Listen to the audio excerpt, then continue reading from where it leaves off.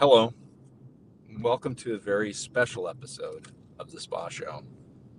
I'm coming to you live from the passenger seat of a Subaru on its way home from dropping off food. Because sometimes you have to drop off food. I'm not, in fact, an Uber Eats driver or a one of those other food things that people use. Grubhub. I'm not Grubhub. I'm also not a pizza delivery man, but I do have to deliver food to family members on occasion, and family comes first, right? So the Spa Show comes second. But it's Thursday, March 10th, and as we all know, March 10th is when we celebrate the 10th day of March. That's all I've got to say about that. And today on the show, just to raise the excitement level a little bit while I sit here in the passenger seat of my car and probably annoy the person sitting next to me who's not going to say a word. We have such lovely guests as Mr. Mark Redfield and Mr. Bob Daniels, both lovely, lovely people with deep, resonant voices that do voiceover work. I apologize for the light streaming over me, but that's what happens when you're outside riding in a car. And hopefully by the time they're on stage and we're talking for a little bit, I'll be home and I won't be visiting you from a car. And we just got behind an emergency vehicle. So it may take longer than I initially said. So I'm going to welcome them both on stage now. They've been sitting in the back room, the green room, the red room, the white room, the black room. I'm not really sure what color it is because we repainted this week and I haven't looked at it yet. But I do know that they've been enjoying a fine charcuterie board, although Mark seems to be complaining about it. But we'll find out more about that in a minute. So let's welcome them to the stage. Here they are, ladies and gentlemen. Here is Mr. Bob Daniel adding to the stream and Mr. Mark Redfield. Hey, guys. Hey. Hey, Chris. Hey, Bob. Hi, Mark. You should try these week-old deviled eggs. You should really try. Still a little aftertaste, just saying. Yeah, but thanks anyway, Chris. Thank you. What is it? I mean, what is the aftertaste in week-old deviled eggs? What does it taste like? Hydrogen sulfide. It's not pleasant. Mark knows what I'm talking about. Yeah, and in my case, Tic Tacs is the aftertaste. That's the important thing. Oh, yeah. While I'm going through the black hole, which is always going to occur at this curve in my road, I'm going to let you guys talk for a minute while I transfer myself to my home studio. I know this is impromptu, but I'll let you guys hold down the fort for just a second. And please bear with us as we venture through technical difficulties. I think Bob and I can do that. We can just be pretending to drive ourselves. Who's the comedy team I'm thinking of the 70s? The Taxi Shriver. You know what I'm talking about? The one guy was the Avery Shriver was the driver, the taxi driver, and the guy in the back seat was Burns. Gosh. Sorry to do that to us so early and derail the conversation. They were a comedy team. They were on all the variety shows doing their bit with the taxi cab. Anyway, yeah, good to see you, Bob. It's good to see you, Mark. Always. Because we have all met on the Clubhouse app, the audio only app. Conveniently and coincidentally audio only, and so I don't think we've seen each other on any other technology until today. Yeah, and it's a pleasure. I mean, even the fact that I had to put on a regular shirt and everything. My wife looked at me and said, "Where are you going?" I said, "Upstairs." She said, "With a shirt?" Yeah, gonna talk with Mark. That's right. I put shoes on just in case. I've discovered that I need to do the same thing. They say, and I believe them, whoever they are, that, because I've worked at home a long time, Mhm. doing audio stuff and recording. I record at home, and that one of the best practices, best things to do is when you go to work at home, get up, shower, shave, well, as much as one does, and Mm. dress. Don't roll down in your sweats or your pajamas or whatever. And it actually does work. I think it's actually Yeah. quite. So, Like, shall we promote a project that we're both doing even while we're waiting for Chris? sure, kick it off. On Clubhouse, where Bob and I have met, although we did figure out that we probably have met at a convention And I have some years ago. information about that for you.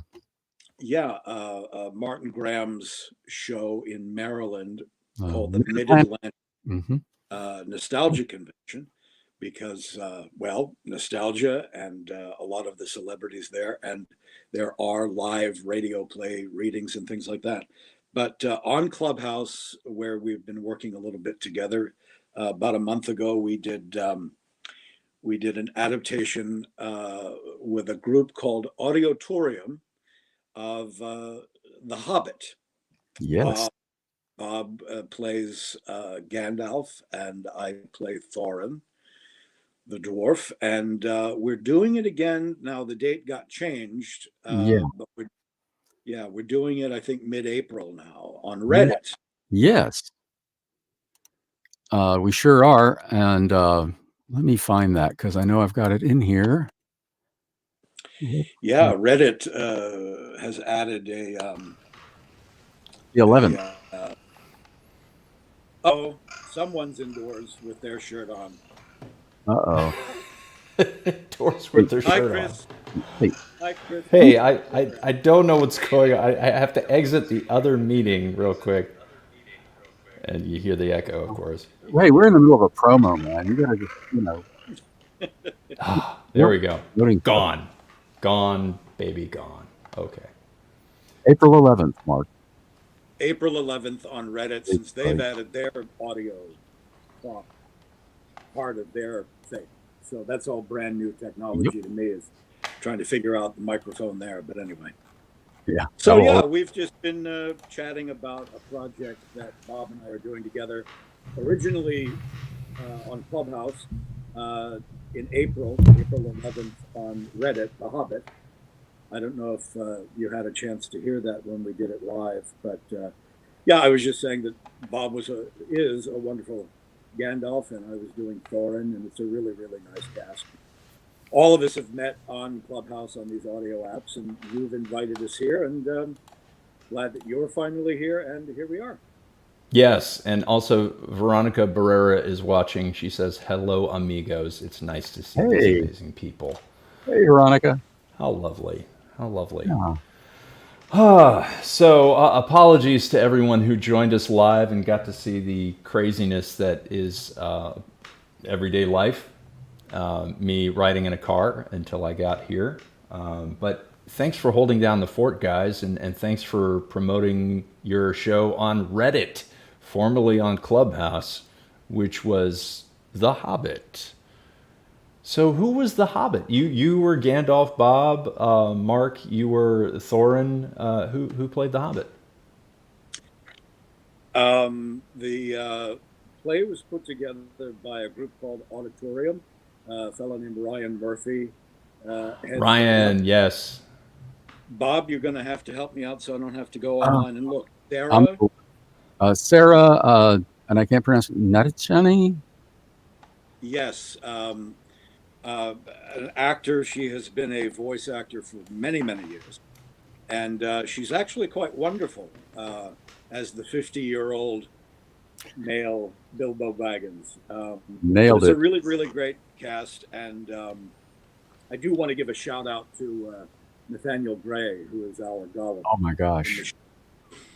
He's marvelous. And I met Nathaniel on that app, Clubhouse, and he's in one of our audio dramas that's coming out called Frankenstein Mobster. He plays a detective. Oh, wow. He's got this great Dennis Leary-like voice naturally. So he's perfect for a detective in this thing I just did that's coming out. And he gets that Gollum voice down, and it is somewhere between his own creation and a performer, if you know, Brother Theodore, who actually voiced Gollum in the animated 77 film. So he's somewhere in there. He's just good. It was fantastic. And the ambiance that they created for that scene, oh my God, that the whole thing between Sarah and he was just. So I know that there's a way that you can. Okay, I think I found it. All right. I know there's a way that you can share this for people to listen outside of Clubhouse. So I wanted to add that to the chat real quick. So I'm going to be doing that right now, so that and even Veronica said she just listened to the show over this weekend, and she thought it was so amazing. So I would love to be able to share that with people so they can listen to it outside of that. Please. So yes, absolutely. And so radio dramas. Let's talk about radio dramas for a minute. Ooh. What started you down the career path of recreating radio dramas, Mark? Oh, me? Well, for me, the love of radio drama came as a kid in the 70s, where I'm on the East Coast, and in Baltimore, there was an AM station that I accidentally stumbled into one summer. Every night at 7:30, they ran a different, as the fans and the collectors call themselves, old-time radio drama. Monday night might be Fib McGee and Molly. Thursday night, Friday night might be The Shadow. And all of these shows have become popular to collectors and listeners. And I got hooked. So this is another consumer brand that dates me. I then began to find at Kohl's bookstore and Walden bookstore cassette tapes, collections of radio plays, and vinyl LPs. So I started collecting then, whether it was anything I could get my hands on. I just loved it. And then rapidly jumping through the years, my first voiceover job in radio was playing Fozzie Bear, completely illegally, completely unlicensed. I was 17 or 18. I was doing Richard Rich in a play, Man for All Seasons. And the guy who was playing the king was a local radio DJ. And he did a Kermit the Frog. And we just goofed one day. And it was the first time I got paid cash American to do a voice on the radio. And there was nothing. I mean, I don't want to, we'll get into all of this because I love the topic. But, you know, American radio pretty much killed radio drama before about the time I was born in the early 60s.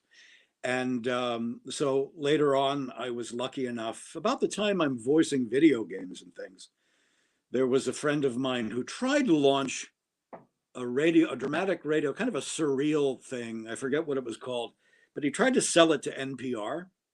So we went into a studio, we recorded some things. Cut to then a couple of years later, I was cast by Clark Peters in a BBC radio play that had, it was an adaptation of a antebellum American novel called Tradition. And we recorded in New York with people like Felicia Rashad and Lois Smith, and I was this virulent racist. And then it was cemented that I wanted to produce and perform radio drama, because I already been doing theater and film and stuff, and video games, doing voices and characters, but in the studio with these other actors. And we did record together, not in front of a live audience, but we recorded together. And just the joy of that. So I came back one more day when I was recorded out, you know, when I was finished, just because I couldn't get enough. And then I started doing them live and recorded them. And for the last 3+ years have been, my personal business is doing original audio drama and narrating audio books. So I haven't given up the other mediums, but I love this. I love this so much. It's a lot cheaper than making movies, but it allows me to write, direct, and act, and I don't have to worry about. And Bob and Chris, I really understand that you can understand this. In audio, we don't have to worry about our age so much, because we don't necessarily always sound what we look like. I mean, currently I look somewhere between Lear and Cardinal Richelieu, but there's a voice range and dialects and things. So I just absolutely love it. That's my story. I'm stuck to it. I'm going to say it for Bob. I 100% agree. I try to find that. Apparently, there's some. The maid she's working on some organization of some Tupperware. Refreshing the stuff in the green room. Exactly, we were refreshing the hors d'oeuvres. I'm just gonna grab this real quick. I'll be right back. I thought maybe the railroad was being built through. They were hitting the spot. Oh, and I thought I muted myself, and I didn't at all. And he's back. But yeah, I love that part of doing voice work, and the fact that you could basically be I could be a teenager, or I can be an 80-year-old man, or I could be Gollum. Any one of those characters, and someone of a totally different culture even, and that's the fun of it. You basically, you are your voice, and none of this physicality matters. I mean, physicality certainly matters, but my physical appearance does not matter. I should say that. Bob? Yeah? Well, I was going to say, did you have a comment or a question or no philosophy? A philosophy. No, I think, I actually did a table read for a script for a screenwriter and played a 16-year-old not long ago. And they said it worked. So I don't know. But I did put my voice up a lot higher, and Yeah, you just go up into your higher voice. Yeah. Of course, it's how you act as well. I don't know who this guy is. He sounds a little bit more like Kermit the Frog than anything else. But it's funny, Bob, because at some point before we started really rehearsing The Hobbit, Sarah couldn't make a rehearsal, and you were reading Bilbo Baggins. Yeah. Your Baggins was great. Oh, it would have been equally as strong. I mean, I just remembered that because now I'm used to you after the rehearsals and the performance. You're Gandalf. But it's a marvelous thing about voice acting. We have a great range. Anything and anybody.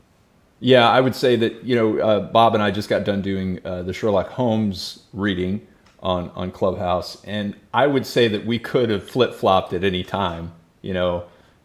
I loved being Watson, but Sherlock, at some point I'm also going to play Sherlock, and I'm going to pick Bob to play Watson that time. So that would be very nice. I would be very keen to be your Watson. There you go. What happened to Watson? He got really old all of a sudden. Anyway. So, Bob, go ahead, Mark. No, I was going to say, I want to know Bob's experience when he landed on the whole radio drama thing. My roots go back way far in radio drama. I don't talk about this very much. Some people know. My grandfather's name was Brace Beamer, and he was the voice of the Lone Ranger on the radio from 1941 until about 1953, I think is when it went out of live production. He also essentially invented what the modernish Lone Ranger looked like. He and my grandmother came up with some of the costuming. She made his first mask. And he took over the role in 1941 when Earl Grosser was killed in a car accident driving home from the studio one night. And he had been an announcer on there. He'd done a lot of other things. The show was done out of WXYZ in Detroit. And my grandfather actually was an expert horseman. He was an expert with firearms. There's a whole backstory about my grandfather I won't bore you with at the moment, but he was a pretty incredible individual throughout his lifetime. Anyway, so I've got sort of roots back into that. Unfortunately, he passed away when I was only, 14. Just kind of a tragic thing, but well, they always are, but it was very unexpected. He was in the midst of starting a resurgent career. But, I never really got the opportunity to, as an older teen, to really spend time with him and learn more about the craft and the business. So that connection was kind of lost for a long time. And then Fred Foy, who some people may know, was the announcer on that program for the last, I think 6 years or so that it was in broadcast live. Went on to become a station announcer at WABC in New York, and was sort of the Ed McMahon to Dick Cavett on the Dick Cavett Show. And when Fred passed away, he and his family had been friends of my grandfather's family, and my mother thought so much of him. And when he passed, my mother couldn't travel. It was up in Boston, in the Boston area. So I went up on her behalf to for the family. And I got inspired by just listening to the stories told about Fred and talking with his family, which was really amazing because it's like it was as if I had always known all of them. It was very, very amazing. They're wonderful people. Just talked with Wendy not that long ago, actually, or it was in correspondence with her not that long ago. In any case, I was not aware of these nostalgia conventions, like the Mid-Atlantic Nostalgia Convention that Mark was talking about. And they were telling me about them. And there was a Friends of Old Time Radio, FOTR, that had a convention in Newark, New Jersey every year. And I found out about that convention just in time to be able to go and to find out it was the last time they were going to do the convention. Oh my God. It was just like, and the people that were there, and I can't begin to tell you all of the people that were there that had been in radio back in the 40s, that were still alive, because it was just a blur for me. It was just amazing. Anyway, so then I found out about Martin's show there in Maryland, and started going to that. And I think I went pretty much every year until the pandemic. I think I may have had to have missed 1 year because I was traveling for business.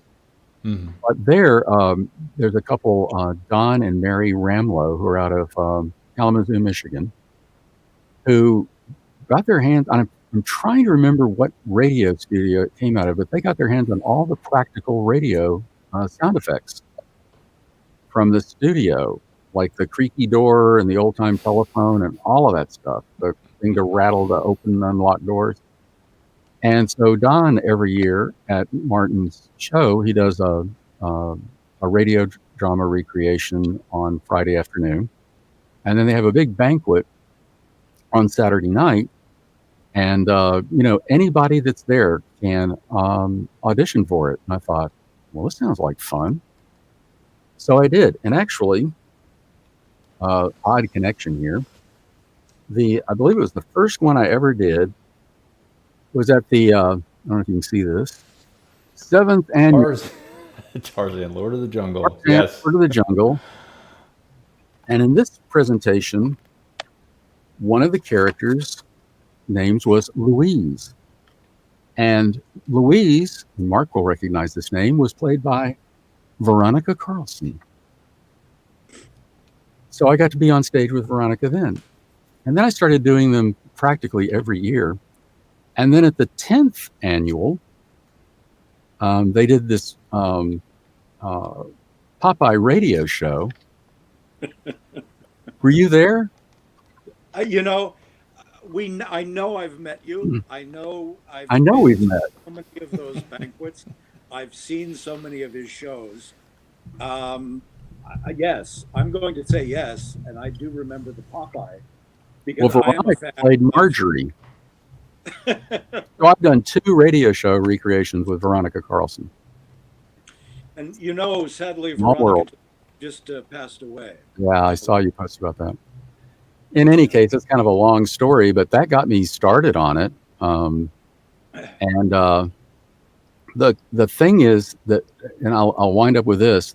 The craziest thing is, if someone had said, someday you'll be playing the role of the Lone Ranger in a recreation of a Lone Ranger radio program, my grandfather's role, I'd have said, you're out of your mind. The likelihood that I would be in the right place at the right time, that anyone would do that, is about slim to none. It's like one of those things I've said, I would never even put it on my bucket list, because that's a bucket too far. And I actually had it happen. Yeah. And it was an amazing experience. The first time I did it, and see if I can find the thing here. I was going to say, you said that first conference that you went to was actually the last conference of its existence, correct? The Friends of Old Time Radio, yeah. Friends of Old Time Radio. And as a matter of fact, the VO Atlanta conference that is coming up, that I just found out a friend of ours is going to be speaking at, is the last of its kind as well. This is the last VO Atlanta conference. Yeah. Which is sad, because I've never been, and I don't have the chance to go to this one either. But yeah. It's crazy. So part of it, Go ahead, Mark. Part of it is, I don't want to cut you off, Bob, if you found No, please. You know, part of the problem with old time radio fandom is that, and I hate this term, but I can't. Well, we're getting older. Folks are getting older. It's tougher to keep groups and clubs, particularly ones that organize publicly in hotels for conferences and in events. Baltimore has had one that had a couple of different leaders, and I got involved doing some performances with them. We would do things downtown at the Museum of Industry in their little old time radio room, and they had a little proscenium arch thing in there and some seats.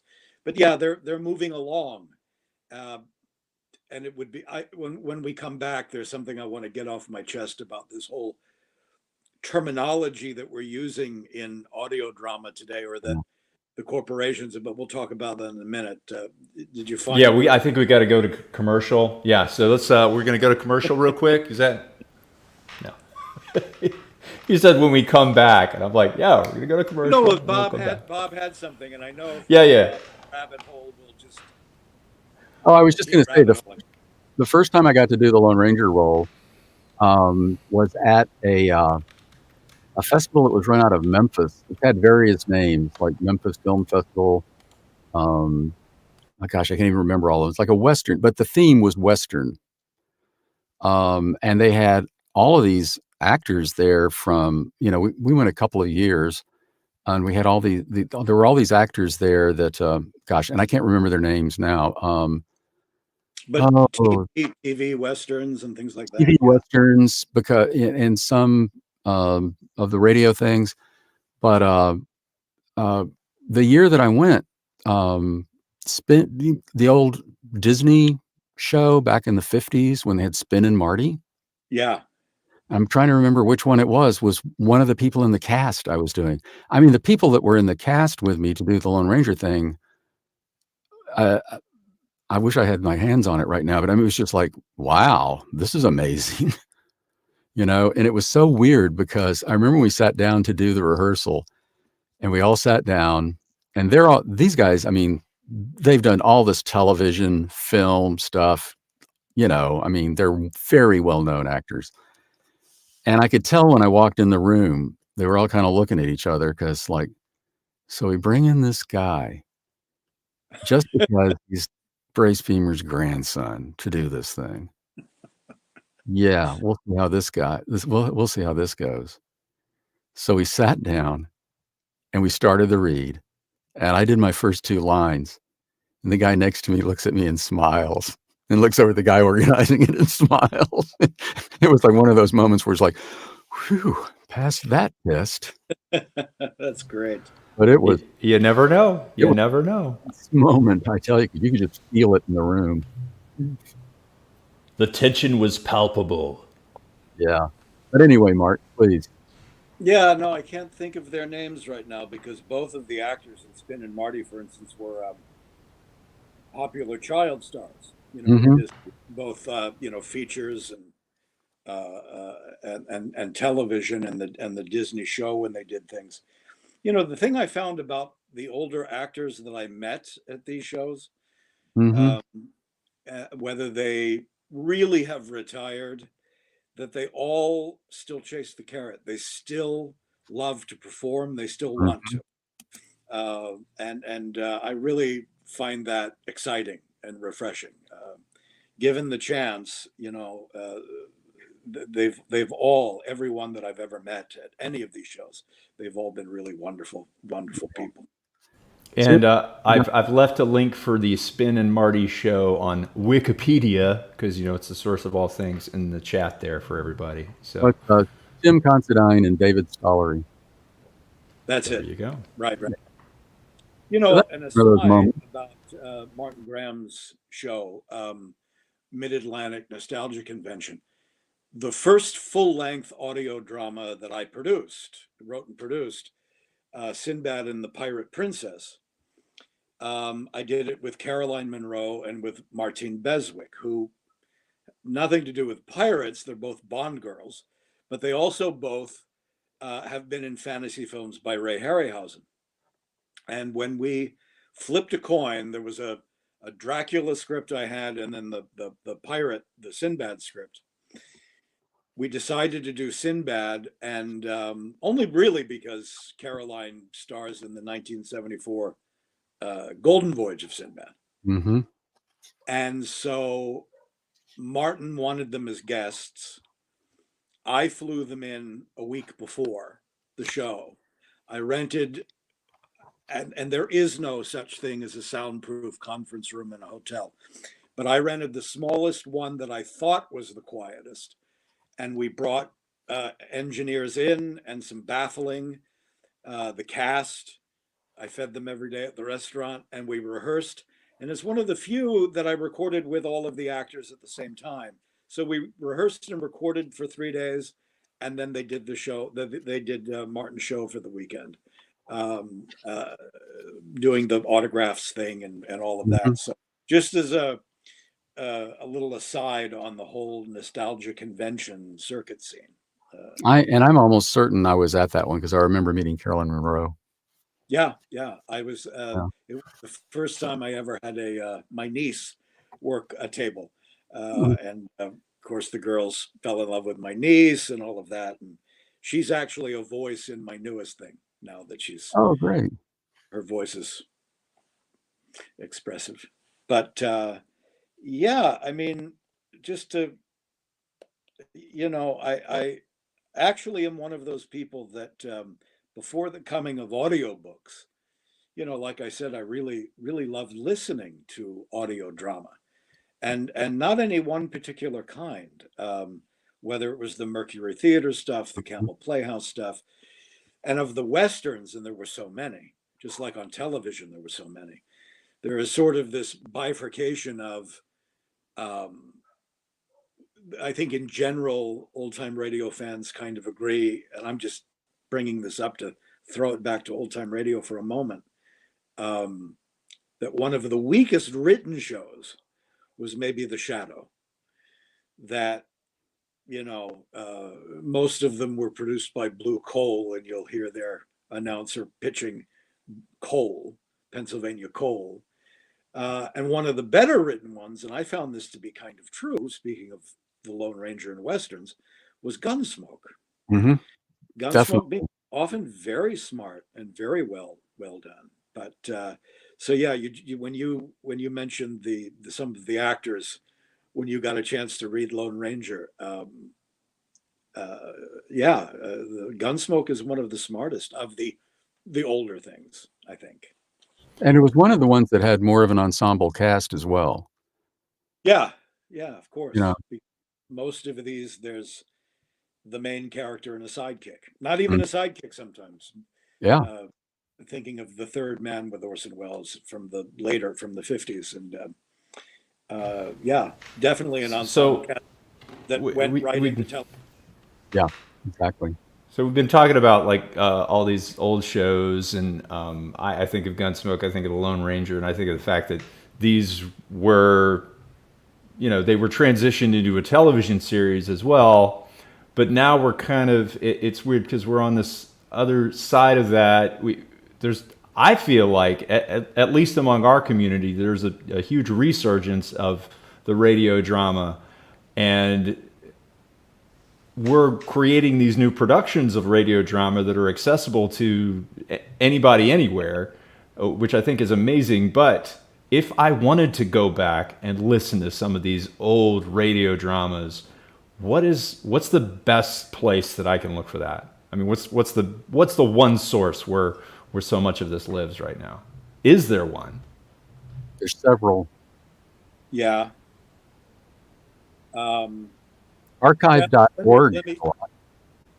There's a ton of stuff that's obviously out there for free. You can find entire hours in one chunk on YouTube, and just hit play. The trouble is that you can't chapter it. You can't find episodes easily. On the commercial front, I very much am a fan of a company called Radio Spirits. They still put things on physical CD, and their stuff is licensed. I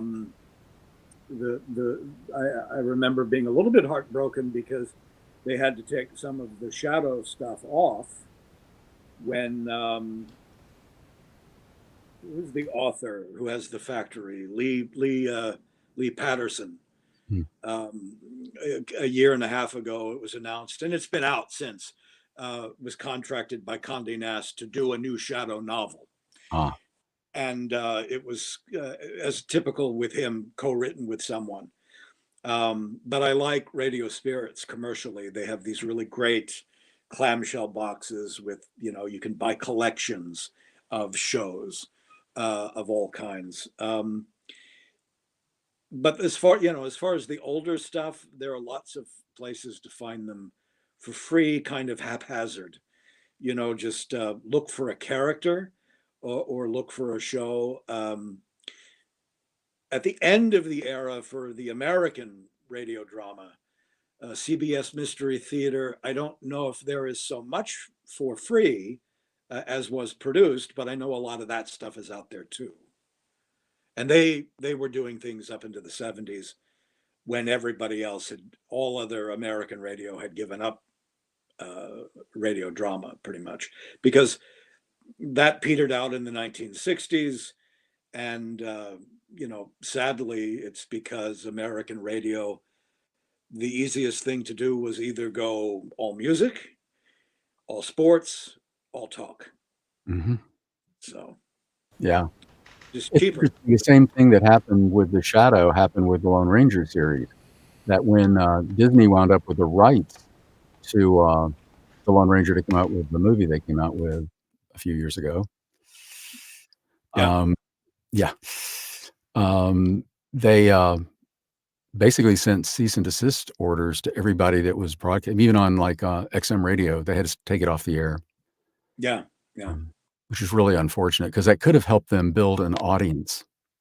Well, go down this for a moment. I'm very unhappy with, okay, these may be fighting words for some, and a whole other show. I actually very much like the Disney film. I like. Good. What? You heard I'm kidding. me correctly, I'm Chris. kidding. depending on how drunk I am, no.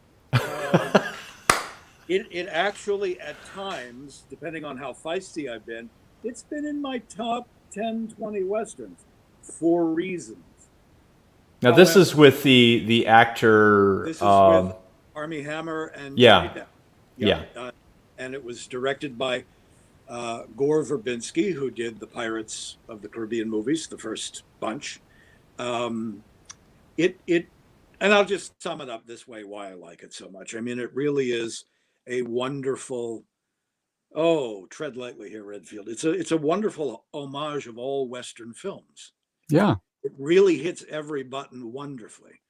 And I kind of enjoy the little changes in these two characters that found, we think we know who they are, the Lone Ranger and his faithful companion Tonto, but they've changed, and a lot of that is cemented really because of television.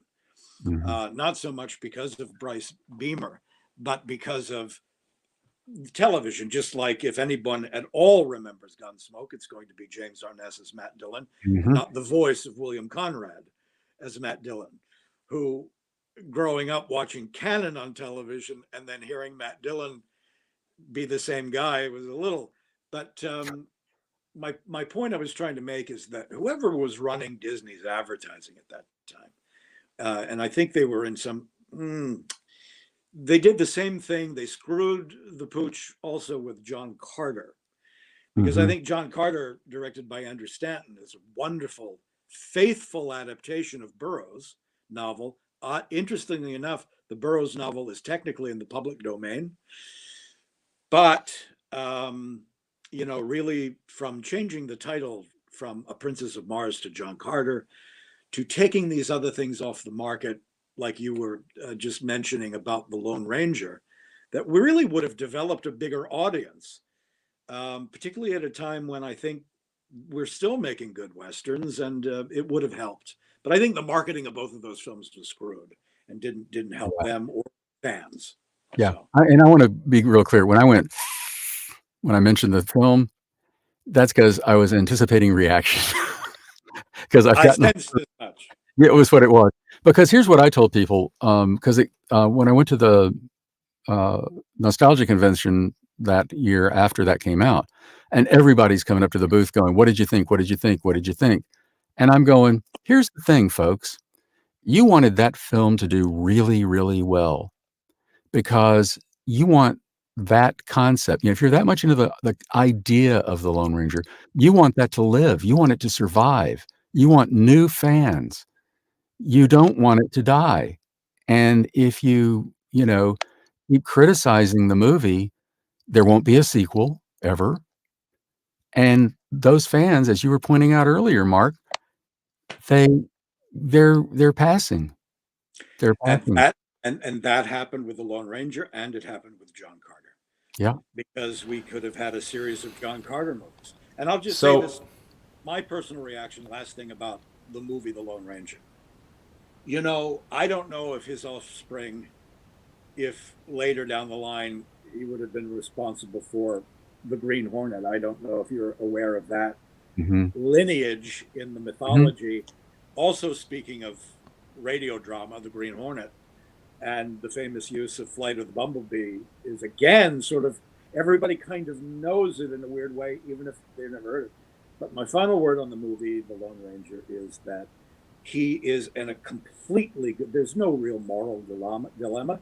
He is completely, and when we got, and I used to know this by the clock, whether it was 12 minutes or 16 minutes, when we get to that sequence in the third act, when he and Silver go after the bad guys, and the William Tell overture kicks in, my heart leapt. That was everything for 2 hours I was waiting for. I had a rock. I loved the film. No question asked then. And again, that's the power of, television, but also the radio dramas of why we kind of collectively know to use the William Tell overture when we're racing somewhere and trying to get there before the villain or the clock, or the bomb, whatever, goes off. Yeah. Chris, I cut you off. You were going to say something. I was just going to say that I don't stick to my guns on a lot of topics. I try to, you know, hear what everybody's saying and, you know, come up with a way that people can talk to one another if they have opposing views. Where's the you know, the common thread there? But one thing that I will stand to my guns on day in and day out is the only reason I go to see a movie is to enjoy myself, to escape my reality, to be a part of another world. It is not to take apart and dissect and dilute this artwork that someone has put up on a screen. And it could be the crappiest movie ever, and I'm still going to enjoy myself because I'm escaping my humdrum day in, day out. And I can't understand why more people aren't like that. We've become so jaded as a society toward the cinematic art. But yeah, absolutely, 100%. And I was going to mention Superman, by the way, because you talked about the theme to the Lone Ranger, and I feel like the music done for the Christopher Reeve Superman has that place in my head that whenever I hear it, my entire body just fills up, you know, and I don't know, when I take to the skies, which I can't do, but yeah, it's the same kind of feeling. Oh, I just want to mention one other thing, and I'll let this go, about the Lone Ranger. And I was saying that the thing about the movie was it opened the opportunity for new fans, for new people to know about it. And my wife is a big Wheel of Fortune fan. And in the year after after the movie came out, there were two puzzles on Wheel of Fortune. One was Hio Silver Away, and the other was Who Was That Masked Man? And both went unsolved. Wow. Yeah. I don't know how to say this, guys, but it really shouldn't come as a surprise. It really shouldn't. Not really. It's happening to us as we're getting wiser and moving forward in our lives. But, you know, years ago when I was a little less older, I remember being on a back patio. This was maybe 10, 12 years ago, maybe a little bit more. Back patio with my brother, his girlfriend's father, who worked for the phone company his entire life. And the children were around. And this was the first time I ever experienced a generation not understand telephone, dial, operator. None of them had a landline. None of them knew that. Since then, I've been hearing about, oh, did you see that thing on TikTok of the, 15-year-old try to make a call on a, and like Scotty in the Star Trek Whales movie, computer, talk to the telephone, because we're used to saying, call my brother Eric. Well, let's not do that. Yeah, Mark, what is? Yeah.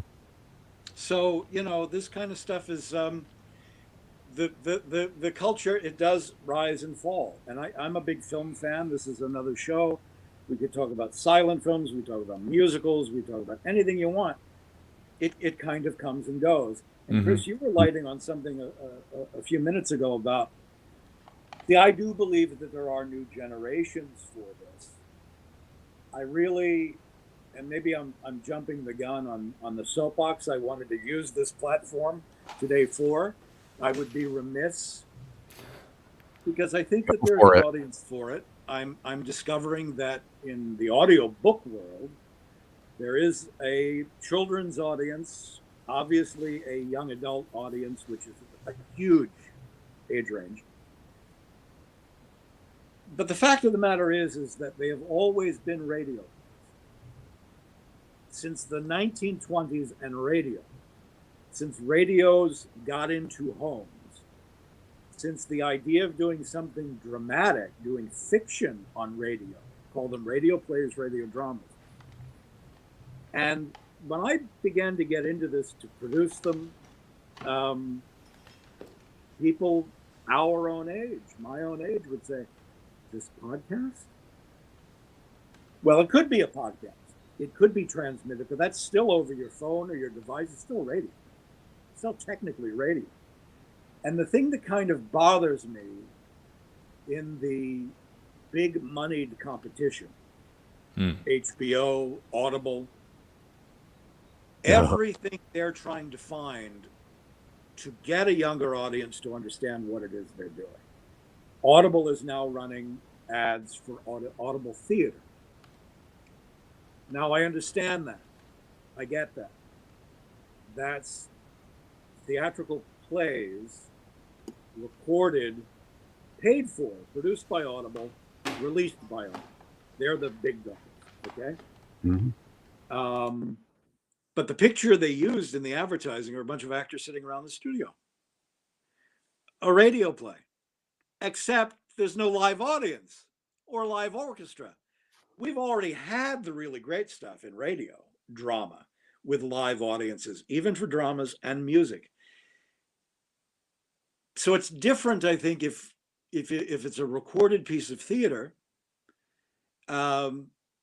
Again, to mention something we produced, we did out on Audible, is Nevermore, An Evening with Edgar Allan Poe with Jeffrey Combs, written by Dennis Paoli, directed by the late Stuart Gordon.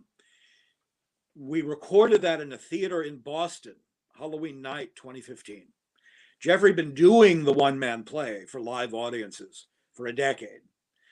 That recording makes it special as a document, and the audience is responding. So that specifically that's truly audio theater.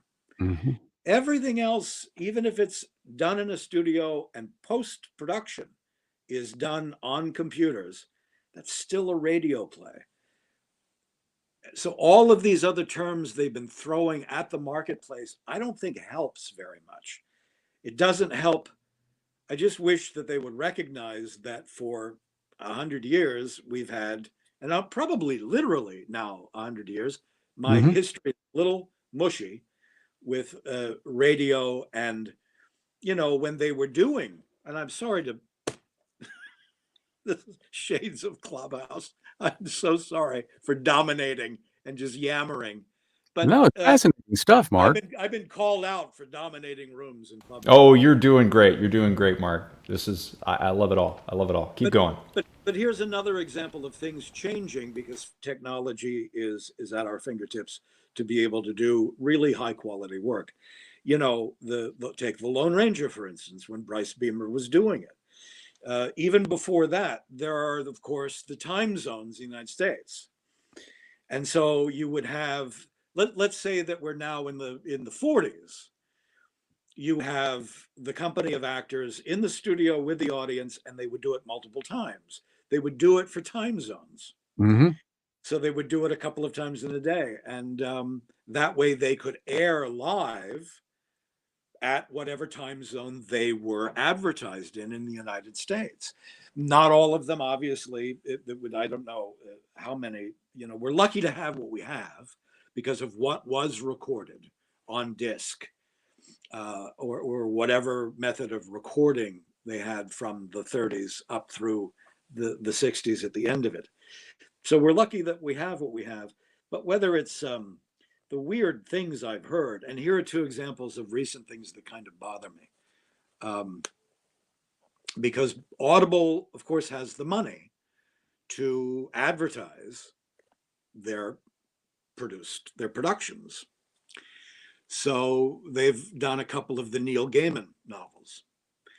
And suddenly it is cinema sound. And terminology like that, which that is a movie without pictures. That's just the soundtrack and the music score. You're talking about a radio play. The same thing with, and this is before Matt Reeves' The Batman. Last year, now it's all available on HBO Plus, but there's a Batman audio drama.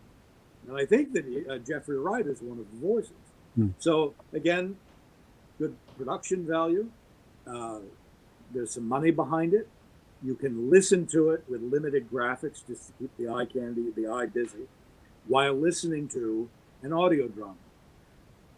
And I'll share with you guys two minor criticisms that I know that you will understand, having listened to a lot of old audio drama. Because some of the stuff, as I said, that was coming out of the Mercury Theater with Orson Welles and John Houseman on the radio, I'm still learning from to do audio. Whether it's overlapping dialogue, whether it's how music is used, whether it's the pacing. I don't think they knew it or not, but how to build radio drama in 7-minute increments so that you're not white noised out and disengaged. These are all little things I'm still learning. Psychology of it. Yeah, and the Neil Gaiman thing is handsomely produced. And I'm thinking of Sandman, for instance. Mm-hmm. But it is 75% audio book. In other words, there's a lot of narrator and wall-to-wall cinematic. Oh, immersive is another word. Cinema, soundtrack, soundscapes. It's all been done before. And then there's a dialogue in the Batman. I forget the exact title of it, on HBO, the radio play. When you listen very carefully, check me out on this way and get back to me. They kind of make fun in a weirdly sarcastic way that it's audio. They kind of know. We've done that. Look, Fireside Theater did that a long time ago and did it better. You know, you don't have to make fun of the medium. Embrace the medium. Go there, be there, tell a story. Tell a great story. So already we have the major companies getting behind audio drama. The world of old time radio and those collections are around, and then everybody else, there are people on the unmonetized end, like we've been doing on Clubhouse, or I'm a couple steps above, struggling, trying to get my stuff, you know, my stuff goes out through a distributor on Audible and all other platforms. Sorry, I was making a point that there's music on this platform as well that I can add in. Just threw that in there. Just good grief. Yeah.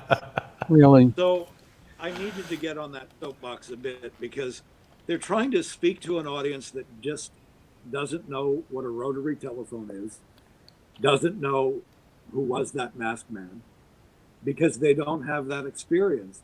And I find all of that odd, and this is where I will shut up for a minute. I find all of that odd in an age of podcasting, which is very popular with all ages, young, old, all, you know, usually, and I make generalizations, in the self-help, you know, areas. The same thing with audiobooks. One of the biggest selling audiobooks are cookbooks, cooking audiobooks, and health. You know, where again, it's like, it's similar to, you know, shows on television, the porn the food shows that are like the food porn shows. The food porn, yeah. Let's clarify. We're talking about food porn, folks. Yes, I was going through my Rolodex of porn. Ah, there it is. Food porn. Found it. Yeah, and that's about the. We actually lost most of our viewers. The cold asparagus. We could be. Yeah, that whole thing about cold asparagus spears. Oh, that's right on the edge of standards and practices. Just saying. How to self-improvement, do it yourself. These are still very, very popular. So like these, you know, Emerald and Rachel Ray and the food shows, and boy, that dates me because I haven't seen one since them. You know, sometimes it's just white noise while you're doing things, and then sometimes, oh, let's try this cold asparagus recipe that Rachel Ray sold, you know, Chris Bass on, and that suddenly, you know, it's like all the rage. So in the green room every week. Every week. This should be a lesson to you. This is what happens when I'm allowed to talk too long. Wow. Well, I would love to have the both of you back on separately and together. It doesn't matter, but we could deep dive into. I'd love to talk to you about musical theater, Mark. You as well, Bob. I mean, you've done it as well. Yeah. So, and I should mention that for those of you who are in the Savannah area, if you would like to see me on stage make a total fool of myself, I'll be doing it for the next 3 weekends in Mamma Mia. And then in future productions yet to be named. And in future productions yet to be named. Very, very good. Very good. And hopefully we'll all do something together real soon. I know you and I, Bob, we just did Sherlock. And Mark, I can't see a world where we won't be working together on something. I would absolutely love to. Again, because of these social media apps, there are some actors that I've met on Clubhouse I did not know. We're gearing up for new things now that we're wrapping up Frankenstein Mobster, and it's finally getting out. Our adaptation of Eugene O'Neill's Anna Christie will be out. And so all I can say to that is, I'm plotting about 6 months ahead of the productions we'll be doing. I would love to be working with you both, and we will. Excellent. Brilliant. On those, would love to. Yes, absolutely. Absolutely. Well, great, guys. Well, this has been, I think we've gone a minute and a half over. And I blame it all on Mark and the deviled eggs. But this is what happens. It's the old, I think it's Mark Twain or is it Oscar Wilde? I'm sorry I didn't have time to write a shorter letter. It's all about editing, and I think okay. Yeah. I think editing is always like twice as long as the actual writing, at least. But anyway, guys, this has been great. Thanks for coming on. I hope the rest of your Thursday is lovely and the rest of your week as well. We have a tradition here on the Spa Show, and that is something I like to call sitcom freeze. Back in the 80s and the 90s and even the 70s, sitcoms usually would end with a pivotal moment and everyone would freeze in that moment with their reaction. So we're just going to come up with a situation right now. Mark has just come back from the local sushi establishment, and he's brought a wide assortment of sushi, all of which Bob is allergic to. And I know it, but I'm not going to say anything because Mark really put his heart into it. That's the whole situation. So, Mark, you're walking in with the sushi. Bob's going to have his reaction. You're going to have your reaction. I'm going to have mine. And what I'm going to do is I'm going to count you down. 3, 2, 1, sitcom freeze. And that's the end of the show. So here we go.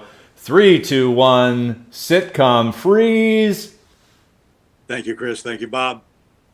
Bye.